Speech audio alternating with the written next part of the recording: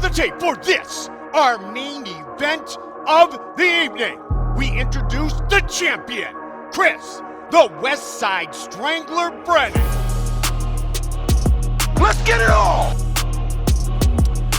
Hey guys, welcome back to the podcast. We are going to go over kind of our recap of UFC 279 that happened this weekend in Las Vegas at T-Mobile Arena. Some of it lived up to the hype. You know, they did a lot of scrambling to put the card together last minute, right? We had some card changes. I made some short videos to kind of give our picks and whatever on everything. But for the most part, the card turned out probably better than it would have. I think so. Yeah. I think that, and we'll go over, I think the second fight was more competitive than it would have been, and I thought the title fight was more competitive than it would have been. Yep. And I just thought it made for great fights. So Agreed.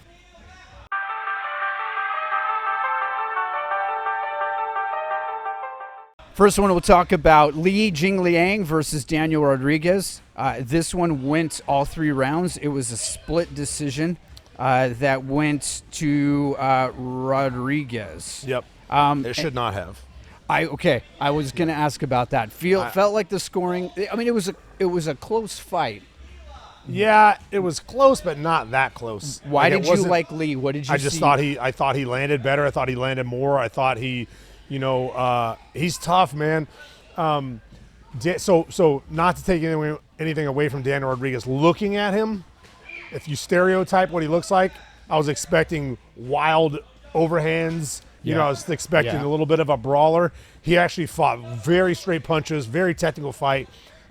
He was impressive. He just didn't win the fight, in my opinion. I thought that Jean Liang landed the better strikes. So if you're going to look Did at it outstrike him as well? No, I was going to say, if you're looking at it from volume, Rodriguez got 89 total strikes. 88 of them were deemed significant. Lee had 78 and 78 for total insignificant. Lee did have a takedown, and Daniel Rodriguez did not. How much ground control? I don't know if let me see if that anywhere? Let me see if it shows. Let me look. It does not show that here. Okay. Yeah, I don't see any. Okay. Well, yeah, I remember watching the fight. I thought it was. I thought he got robbed. I thought he won the fight. And then later on that night or the next morning, I was on the internet, and a lot of people also agreed. That's what the comment sections were saying, and there's a lot of places I don't like to go comment section wise, but after certain fights, I'll go to certain posts to read. Every once in a while, there's some intelligent ones. Yeah. So I'll go read those and just see what people thought, and not who they wanted to win, but like their actual intelligent responses to it. This was a catch weight. I don't remember. What did they fight at? Was it like 180 or something 70, like that? Yeah, it was 180. I think one weighed in at 79, and then Jean Liang, I think, weighed in heavier than he would have because he was fighting at 170. Okay. He was fighting Tony at 170. Yep. And he would have fought. He just kind of found out the day before, so he didn't make that final cut. I thought it was an entertaining fight. I liked it. I liked the fact, even though it was a split decision, even though it didn't maybe go the right way, and you go back, and I should have looked at the podcast, but we had a podcast where you speak pretty clearly about scoring and the importance of it. But it was an entertaining fight. 3 full rounds, lots of action. They were both busy. It was a good fight. It was a good fight. It was. And that was the one fight where the smaller guy ended up winning the fight, right? He was the one that weighed in lighter, would have weighed in lighter. He was fighting at 10 pounds lighter than. If it matters, Vegas got it right. Rodriguez was the favorite on that one. So cool.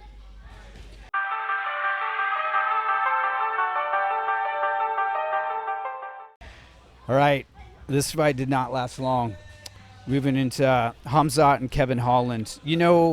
They had beef twice beforehand. There was a war of words at the PI on Friday, I think, on Thursday, and then Friday at the weigh-in. They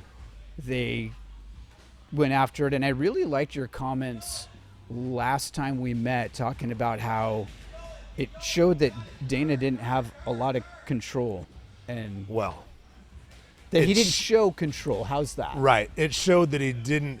He showed with what they created for this weekend that he didn't have control of his fighters by doing what he did. Now, if he really couldn't have controlled those guys, then yeah, he doesn't have control. But I gave my 2 cents on the weekend. I don't care who believes it or doesn't believe it, who believes Dana, doesn't believe Dana. When you go back, I believe it was Wednesday, not Thursday, that the first altercation happened at the PI. The second one happened on Thursday, the day of the press conference. Hamzat got involved with somebody else in the PI earlier in the week too. I feel like he had 2 altercations. I'm not sure about that. I just know that him and Holland had it on Wednesday, I believe. Thursday was the press conference that had to be canceled. Friday was the weigh-ins, where they were whatever at the weigh-ins. But by that time, they already knew who everyone was fighting. Okay. So Thursday would have been the press conference deal that had to get broken up. And, Nate says he punked him in the back.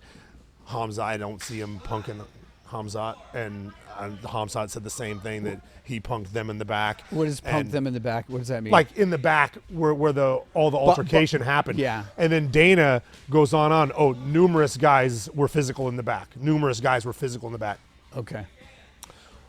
He said Nate had 47 people with him. He said Hamzat had 30-something people with him. And so where's the footage? Where's all the footage?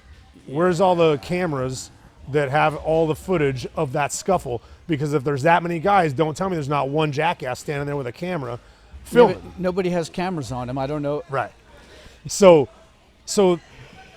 the lead up with their altercation before that, then their lead up with their altercation there, and then the fact that he missed weight, stood on the scale. He goes, not bad, and walked off the scale. Right. Smiled, said not bad, and walked off the scale at 178.5 pounds, which was 1 pound under what Kevin Holland weighed in at. And all of a sudden, there's your fight.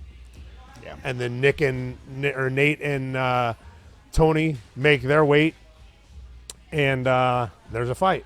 So I don't know. Honestly, I don't know whether they pulled off a miracle and that happened or whether they didn't. But there was a lot of things that led me to believe before it happened, I made a post, or I made a video and talked about the matchups that it was going to be. I first said Dustin Poirier, made a post. Mike Brown made a post and said Dustin's on standby. We have a jet waiting right now. He's 176. He can make 170, and the fight's on. Dustin then said that the UFC called him, and he said yes. And the next thing you know, it's Tony and Nick. Dustin didn't get to fight.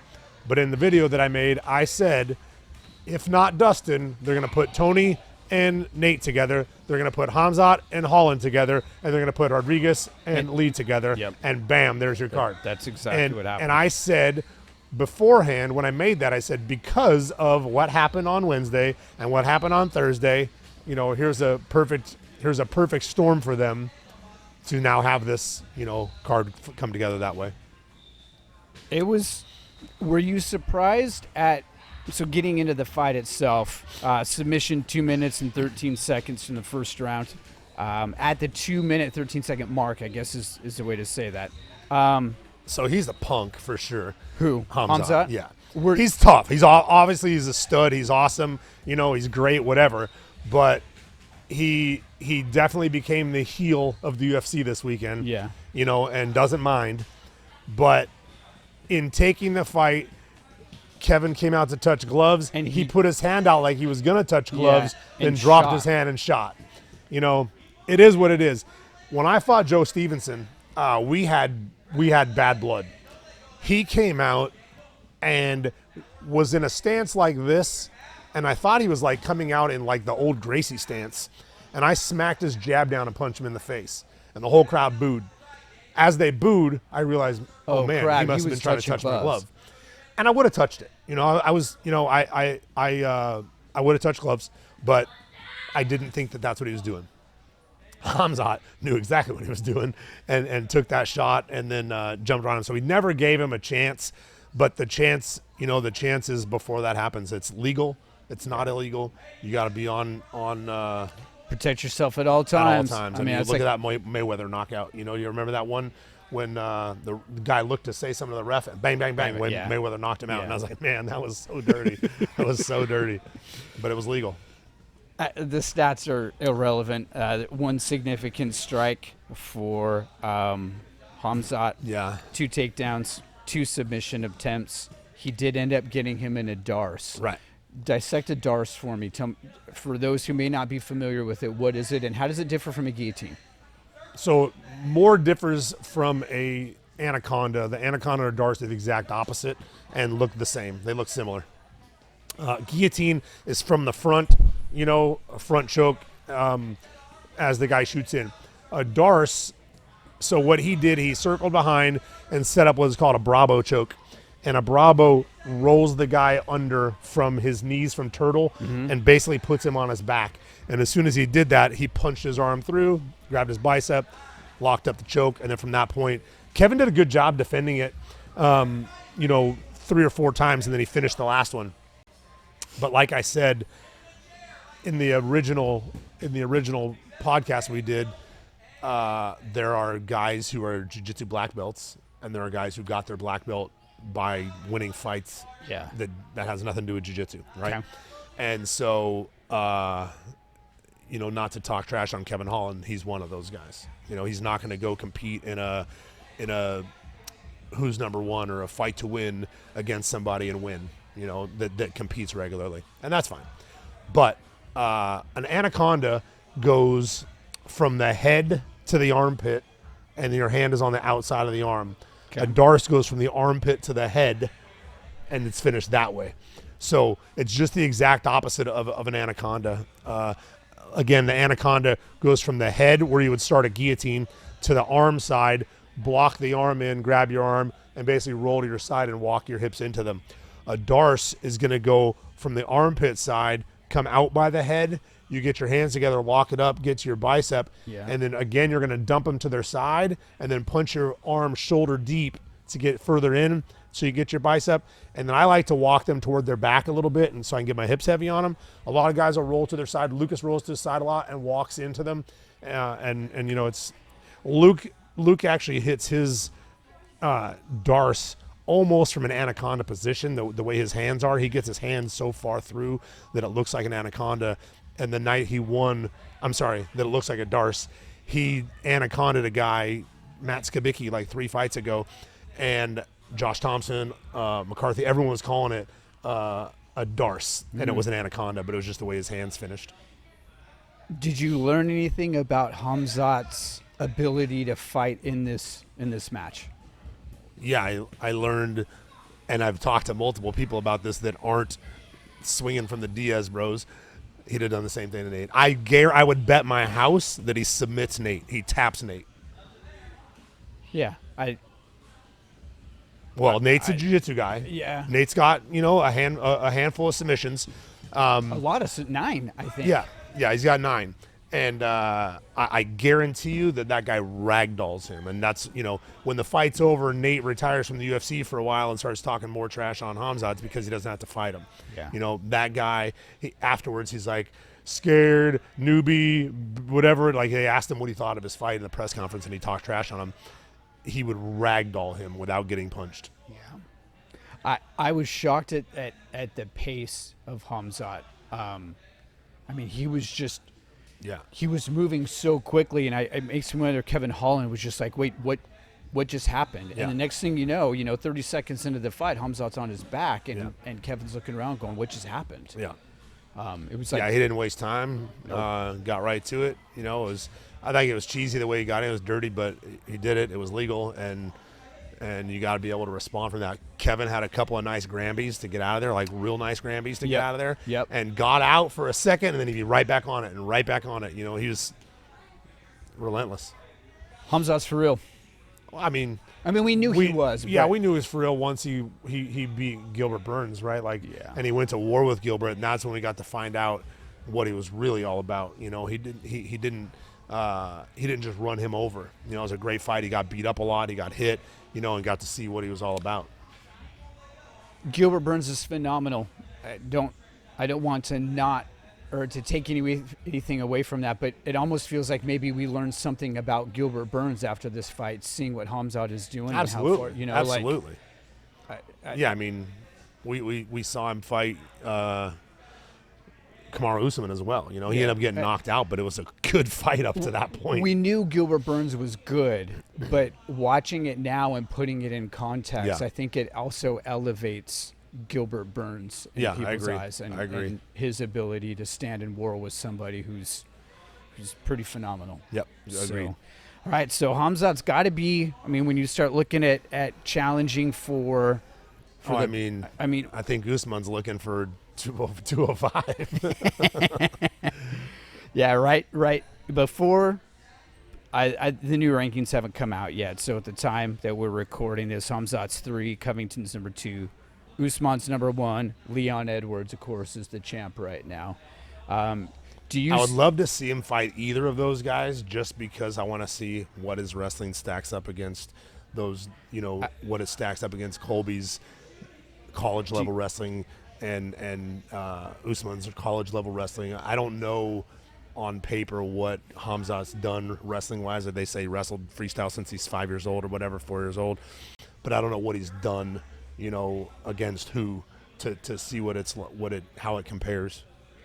I think I heard something, and correct me if you said it. Did it have to do with the Olympics? What's that? Did it have to do with the Olympics? No. Oh. About Hamzat trying to get Covington, and Covington said no? Yeah, I'm sure Does that did. Does a lot of people familiar? don't think he earned his way to where he's at, because he didn't have a lot of fights to get to where he's at, but he then fought the number 4, which was Gilbert, right? He was number 4 at the time. Gilbert was 3. Okay, and beat him. So once that happens, what are you going to do? The only reason you would say that now is because, you don't want to fight him. Yeah, and I could be wrong on that. I felt like I saw something that Colby didn't want Hamzat, but I could be misquoting that. But, I mean, it seems like that's the next fight. Colby's got to do something to stay up there. Yeah. And, boy, Hamzat and Covington. That'd be a good one. That would be a good fight. A pretty awesome fight.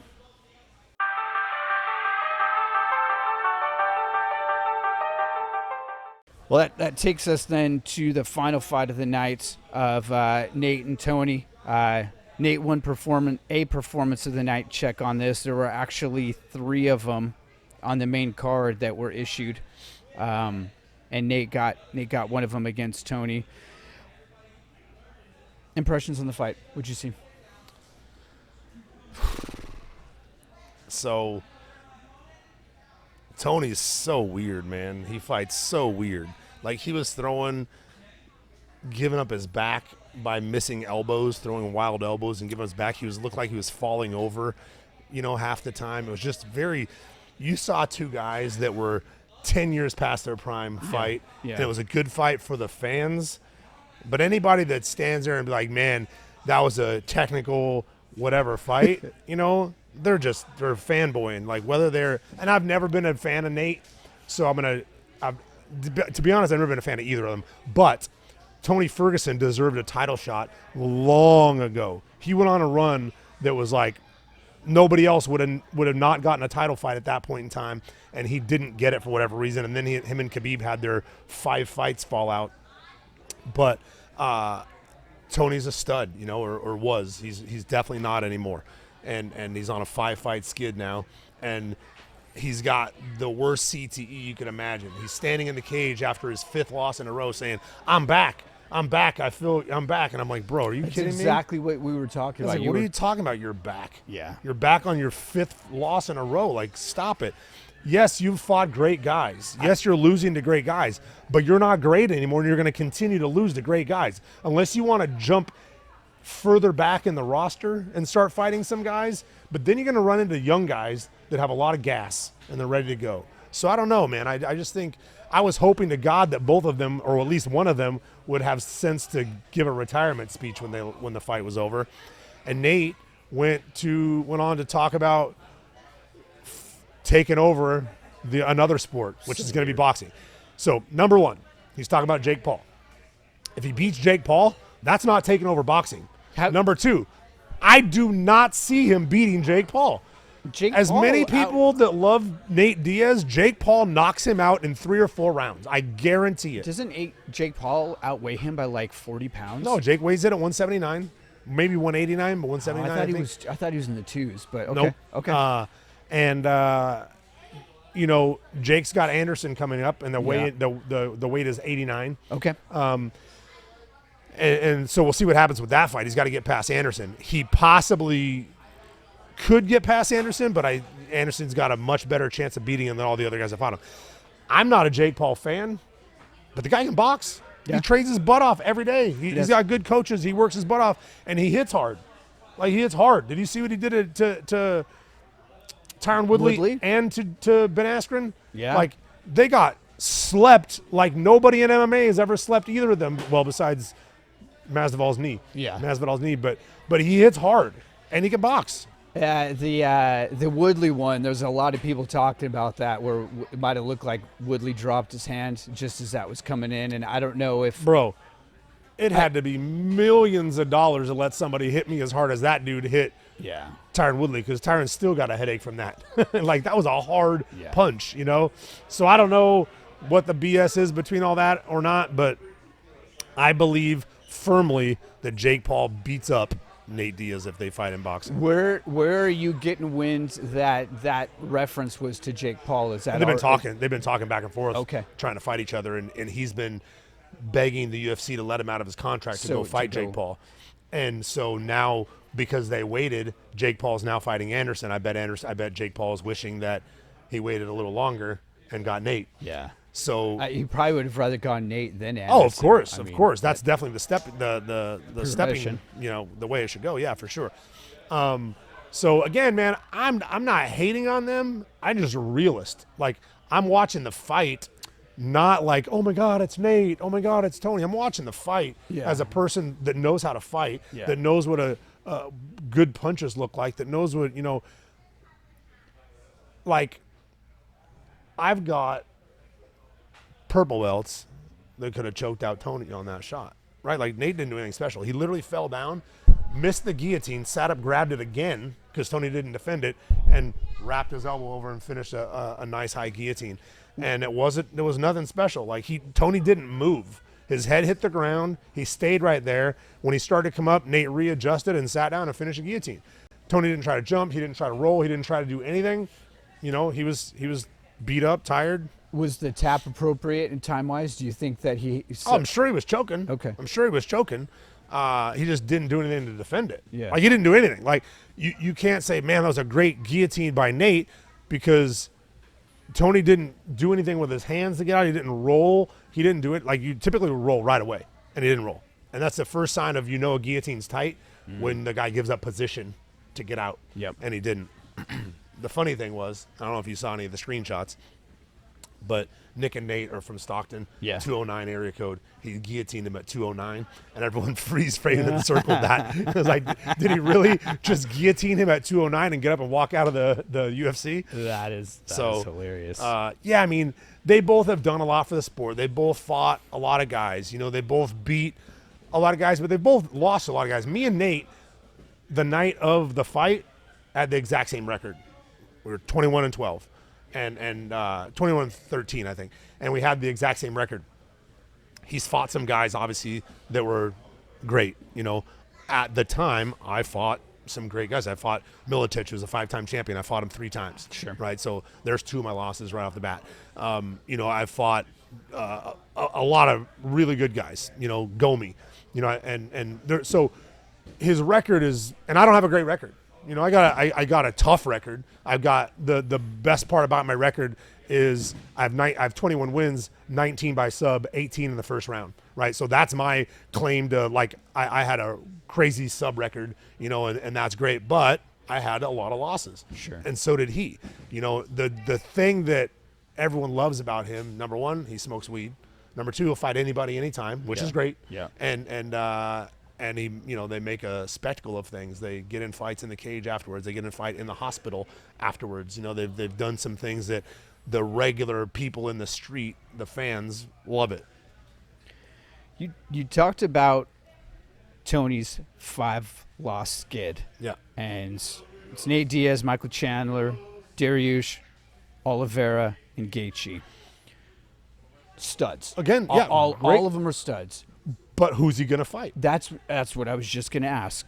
Is at this point right now, why would what they're going to have to do is what they did to Donald Cerrone. They started giving the Cerrone guys that were young. Yeah. Those guys kept kicking his ass too. Yeah. Well, it's funny. I love Donald Cerrone, one of my favorite all-time fighters. You know who Ferguson's last win was against? Was it Cerrone? Cerrone. Yeah.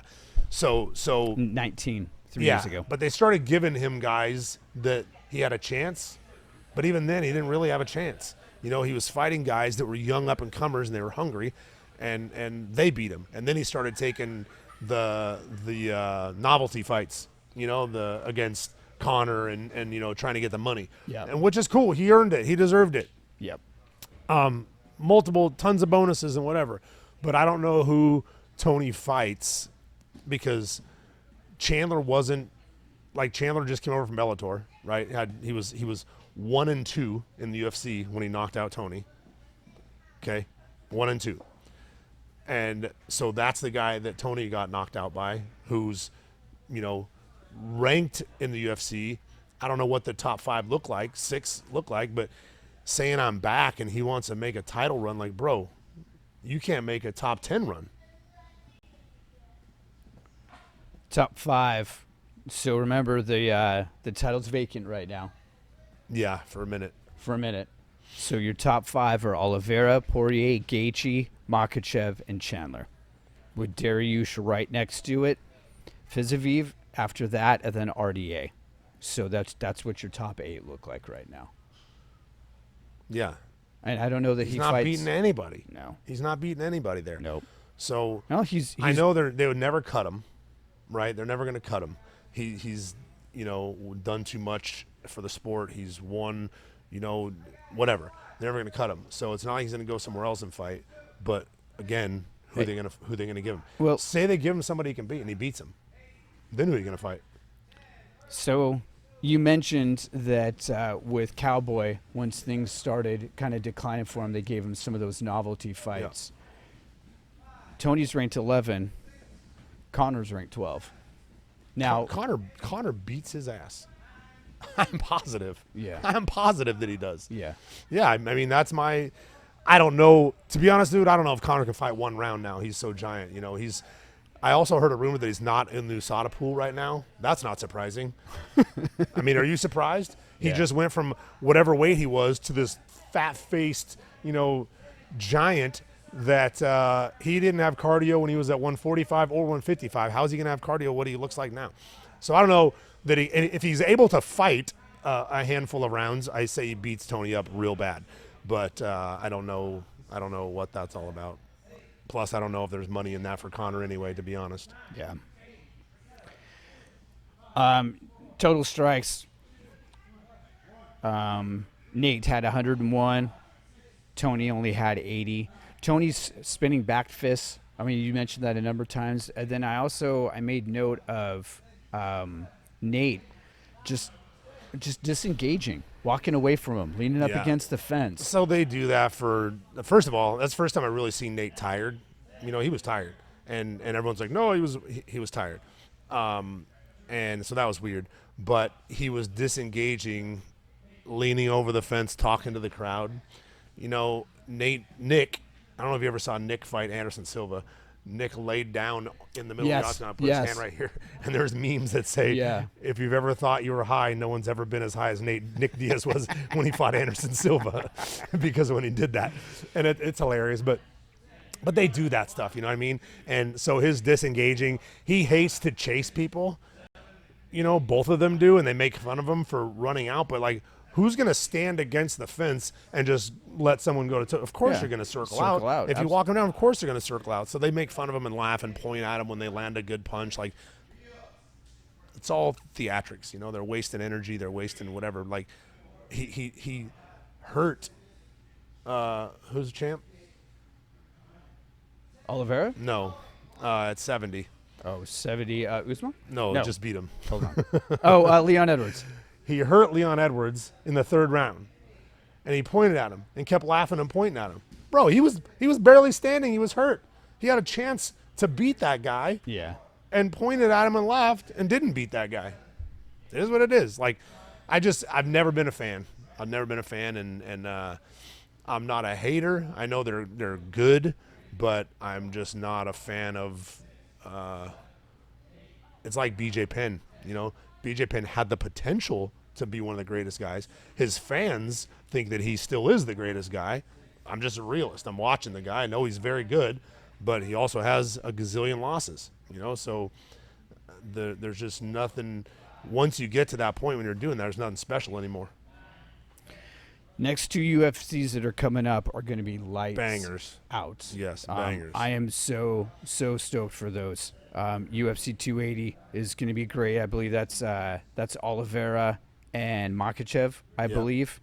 And then UFC 281, I don't remember who the title fight is on that one. Oh, it's Adesanya and Pereira. Oh yeah. Which I just those are just. I'm so interested to see how he fights him. I'm so interested to see how he fights him. Does he put his entire legacy on the line? Because it'll come to an end that night. That's all they'll talk about forever after that because of the build-up from this guy. Because he'll be 0-3 against him. Right. And he'll have come in with 6 fights and knocked him out and been the champ. So does he fight him smart? Or does he fight him like he's fought everybody else, which is smart, but not against him? So we'll see. It'll be interesting. Lots coming up, man. Yep. We are, me and Luke are headed to Glory this weekend. We'll be gone for a couple weeks. Cool. I'll see if I can get any phone interviews with guys. Oh, yeah, that'd be great. Yeah, I can post them. And we do have a couple questions that we'll get to next time. Okay, cool. So we still have a few others. If you have other questions you want to send, either follow-up questions to what was said here, awesome, or anything else, we'll guys, please send those questions. They end up being a pretty cool part of the podcast, and a lot of cool stories get told that way. So, awesome. Thank you.